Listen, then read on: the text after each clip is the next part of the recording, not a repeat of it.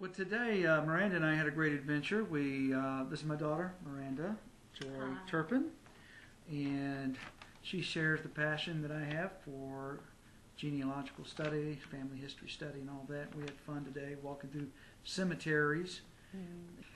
We drove from here, Cleveland, Tennessee, up to the Oak Ridge area, and drove up to what was once the Wheat community, the community that had been bulldozed down for the Manhattan Project back during World War II. The only thing left standing there is the church and the cemetery. One of my previous videos that talk about all of that. And we went to the cemetery. I didn't really expect to find anything new. I'd been there before, searched it over, and searched for somebody very special. Never could find them before. But Miranda, what did we find today? We found the gravestone of Joshua King Christenberry, who was my great-great-great-grandfather.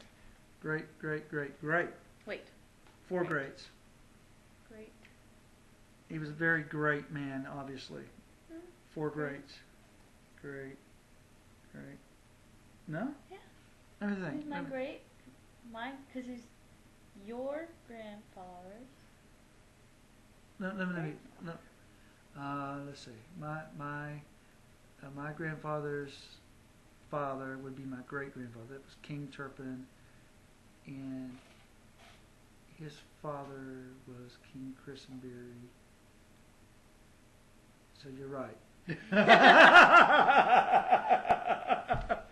You're right. I'm wrong. I can't believe I'm actually wrong. It's okay, Dad. But anyway, okay, King Christenberry. It was a great find. Three greats for you, two greats for me. Yes. Okay, got it. Okay, great man nonetheless. Okay, not as great as we thought he was, but anyway, we got it down there. Okay, so that was cool. I mean, I had evidently in the past when I was up there walked right by that grave. There are definitely Christenberries buried here, but can't find Joshua King Christenberry anywhere. Could be here. The engraving's on the edge of the tombstone. The reason I missed it, I think, was I was looking at the front surface of the tombstone and it just wasn't there. So on the front, it was on the edge. So here, we'll just roll the video and let you see it. We have just made a discovery. Pretty exciting discovery. This is worth the whole trip. At our first stop, we're in Wheat at the site of the George Jones Baptist Church here in what's left of Wheat, Tennessee. And we have just found, I hope I can get this on the camera, just found the grave of Joshua King Christenberry. Oh goodness, how many generations is that back? Dad, Annie Christenberry, Dad. Over here? Yeah. Okay, I just want to get this first. J.K. Christenberry, born November 10th, 1850, died January 11th, 1896. And here's the footstone over here. J.K.C. This is his grave. I have been looking for this. I totally missed this last time. I didn't expect it was written on the side of his tombstone. John W. Christenberry, Daddy. And here's his wife, Annie M. Christenberry, March 28th, 1858. They don't have her date of death, Dad. I'm guessing this is the date of her birth. Okay. Because, I mean, that's 1858. Okay. I mean, he was born in 1850. I mean, that would mean she died.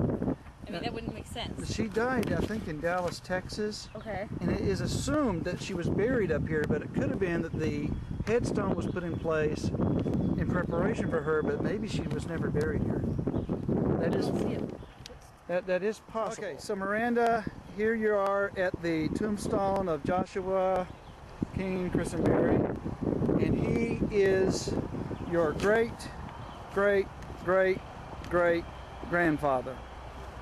Great-great-great-great-grandfather. Great-great-great-grandfather, right? Yeah, he must have been a super person to have that many greats on his name. After after we visited the cemetery in Wheat, we drove on toward Oak Ridge and stopped at the Scott Cemetery. Didn't really find anything. Well, I was going to say we didn't find anything new, but Miranda, what was it you saw there that was kind of interesting? Do you remember? Well, we found like a mound of stones that looked like it could have been possibly like a burial mound, but I'm not certain that's what it was, but it could have been. And the possible significance of that, and this is some of the speculation from Sarah Turpin, a researcher for the family history from the Kingston area, stated that as a child she remembers seeing a mound of stones at the Scott Cemetery and had wondered if it might have been the grave of Jerusha Turpin, who was supposedly a Cherokee. Mm-hmm. And so there's no way to prove that. That was her grave, but we just kind of wondered. My daughter Miranda, we're at the Scott Cemetery here near Oak Ridge. And this is a place where some months ago I found the grave of Martin Turpin, who was a Union soldier in the Civil War. He was a son of James and Jerusha Turpin. And over here is the grave of his wife, Julianne Qualls Turpin. Now, in talking to Sarah Turpin, who still lives in this area, I think it was Sarah that I was talking to, she said that she had heard that James and Jerusha's grave was also here in this cemetery, and as a child, she said, near the grave of Martin and Julianne, as a child she remembered seeing a pile of stones that she had always wondered if it was the grave of Jerusha, seeing that Jerusha was a Cherokee Indian, and that might have been part of the customs of the Cherokees to bury in that way. So, I don't know. There's no pile of stones still here. She said that was removed. But here's a spot that looks like a man-made mound with no marker on it, right beside Julianne's grave, and we wonder, could this be the area, the site where Jerusha, at least, maybe James and Jerusha, are buried? Don't know.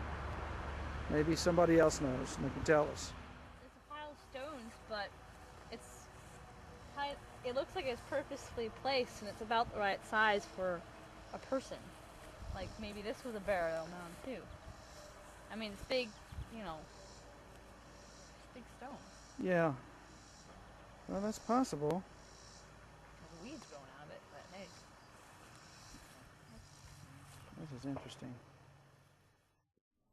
After we left the Scott Cemetery, we went on over to the east end of Bethel Valley. We tried to get in the west end of Bethel Valley earlier in the day. Didn't really work out. That didn't work out because I didn't realize you couldn't go to the visitor center in there, and we were informed that this is the Oak Ridge Laboratory. If you don't have business here, then you need to leave. Okay. Well, sorry. All right. We're gone. Can we turn around right here now? We did. Please do. And we turned around. We left there. And then we did this other stuff. We went to Wheat, like I just said. And we went to the Scott Cemetery. After we did that, we went through the town of Oak Ridge, city of Oak Ridge, and then came to the other end of Bethel Valley, and to a little place that used to be a settlement called Scarborough. And there at Scarborough, there's a cemetery. Now, I have heard that there is a Turpin buried there. I've never been able to find any direct connection that's of any great interest to me. But we went there, we looked through the cemetery. I didn't take any video there. Did you take any pictures? I don't think we took any pictures or video. Because there wasn't anything there, nothing there that was of any real interest. A beautiful place. Kind of gave us a feel of what Bethel Valley feels like a little bit. And it's believed that Bethel Valley is the valley where the first Turpins that entered Tennessee, that they established their home there. I hope you enjoyed this little video update. If any of you have any insights that help us further in the studying and researching and digging, dealing with the Turpin tree, please let us know.